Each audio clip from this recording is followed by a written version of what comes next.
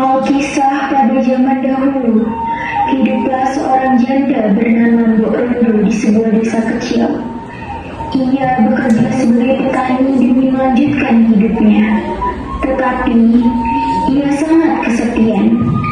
Dan Mbok Rondo pun sangat menginginkan seorang anak agar dapat membantu dan menemani ia untuk bekerja. Akhirnya pekerjaanku di ladang telah selesai. Seandainya aku memiliki seorang anak, pasti tidak akan selelah ini. Pada suatu hari, ia pun didekati dengan seorang raksasa.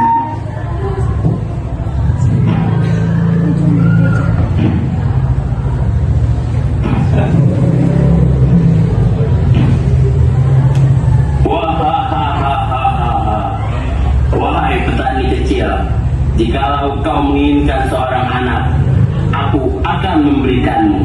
Akan tetapi dengan satu syarat, apabila anak itu berusia 6 tahun, harus diserahkan kepadaku untuk disantap. Baiklah Tuan, meskipun harus merelakan nyawanya pada usia 6 tahun, aku setuju dengan persyaratan Tuan. Terimalah biji mentimun ini, rawatlah biji ini di lahanmu.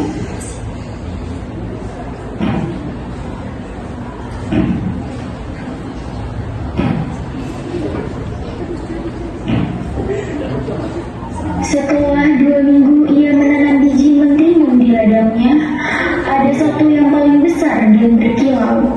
Wah, buah ini besar sekali. Baiklah, akan aku belah buah ini dengan hati-hati. Ternyata isi buah tersebut adalah seorang bayi yang sangat cantik. Wah, lucu sekali kamu nak. Kan ku jaga dirimu hingga tua nanti. Kan ku sayangi, ku lindungi dari kerasnya dunia. Kan ku jaga dirimu hingga tua nanti. Itu tugasmu, kamu hatiku.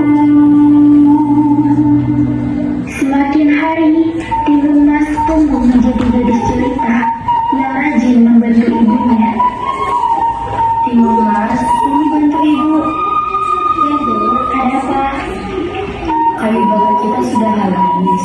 Bisakah kau mengambil kayu bakar untuk ibu memasak? Iya Bu, bisa. Kalau itu saya pergi mencari kayu bakar dulu ya Bu. Hati-hati ya nak, jangan pulang terlalu malam, nanti kau tersesat.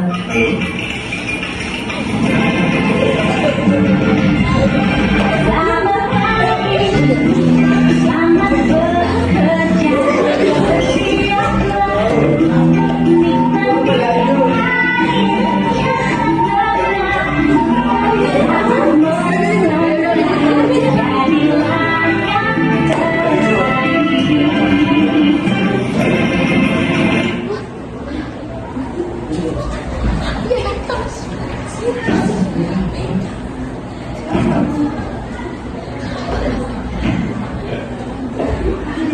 Beberapa saat kemudian datanglah raksasa untuk menagih janji Mbok Rondo.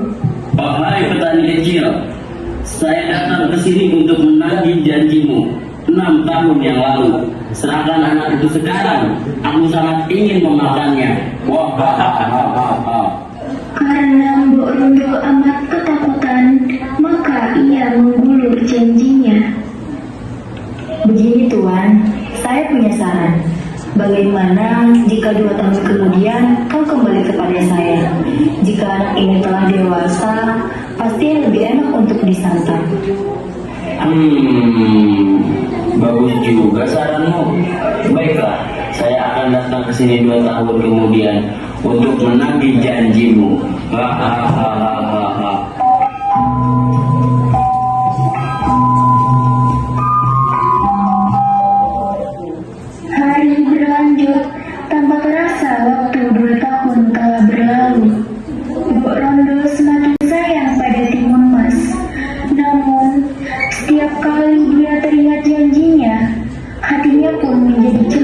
dan takut. Ibu, ini sudah larut malam. Kenapa ibu belum tidur? Dan kenapa ibu tampak sedih? Apakah ibu memiliki masalah? Tidak, anakku. Ibu tidak memiliki masalah. Bagaimana jika ibu bacakan dongeng untukmu? Ore, terima kasih, Bu. Di malam itu Mbok Rondo bermimpi agar anaknya selamat. Ia harus menemui petapa di Gunung Kidul.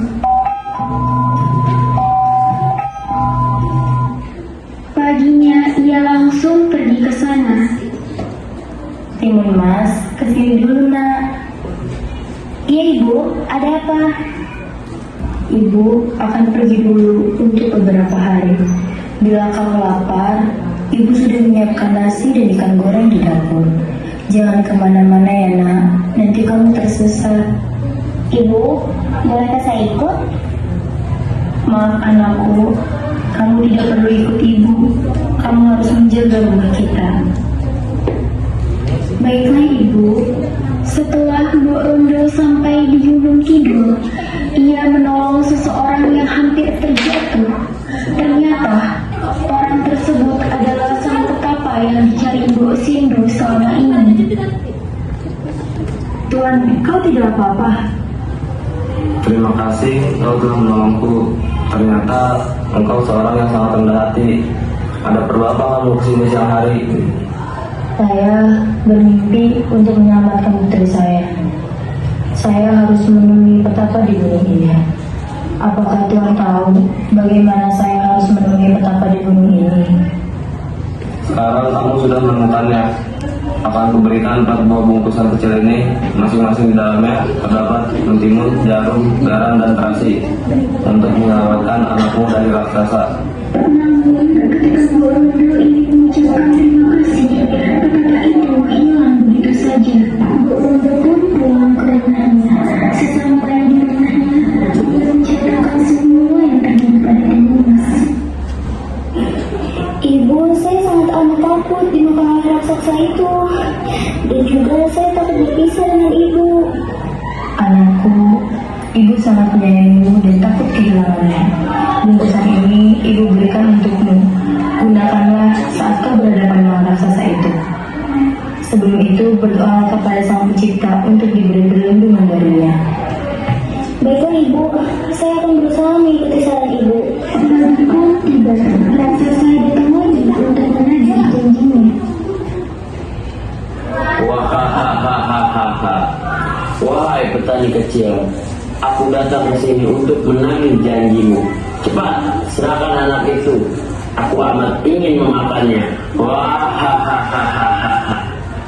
Anakku, cepat lari. Raksasa pun mengejarnya. Timun Mas teringat akan bungkusannya, maka ditebarkannya isinya itu.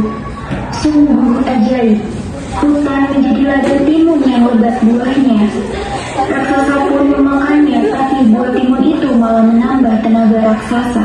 Wahahaha.